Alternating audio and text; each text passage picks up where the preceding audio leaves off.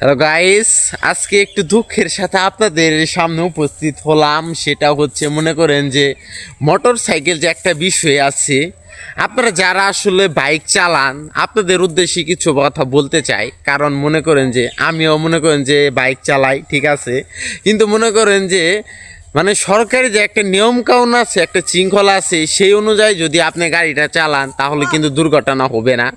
আর মনে করেন যে আমি মনে করেন যে 1 মাস আগে একটা অ্যাক্সিডেন্ট হয়েছিলাম মোটর সাইকেলে। তারপর থেকে মনে করেন যে মোটর সাইকেলের নাম গুন্দি আর মুখে নেই না। কারণ হচ্ছে এটা আসলে মোটর সাইকেল না, এটা হচ্ছে মরণ সাইকেল। সেই কথাটা আসলে ঠিক, সেটাই আসলে মনে করেন বাস্তব। কারণ মনে করেন আজকে না, আগামীকাল রাতে আমার বড় ভাই সুজন ভাই, সে মোটর সাইকেল অ্যাক্সিডেন্ট হয়েছে। তার অবস্থা মনে করেন গুরুতর। আপনাদেরকে আমি একটু দেখাবো এরপরে একটা ভিডিওতে, সমস্যা নাই। আপনারা তার জন্য একটু দোয়া করবেন। তার একটা ছবি আপনাদেরকে মেনশন করে দিচ্ছি, সে যেন সুস্থ হয়ে আমাদের মাঝে আবারও ফিরে আসতে পারে। এটাই হলো আজকের কন্টেন্ট।